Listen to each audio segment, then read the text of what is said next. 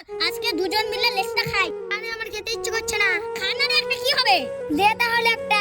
তো এখান থেকে নিয়ে নিয়ে খা। রিজু, আর আমার খেতে ইচ্ছে করছে না, তুই খাবি? খাবার না দিয়ে ফেলে দে।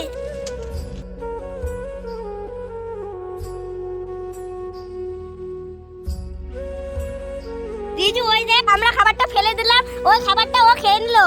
আমরা কোনোদিন কিছু খাইনি। টিপটা কত ভালো ছিল, খেয়ে কত শান্তি পেলাম। এই মুশকে, চল চল চল। কি হয়েছে?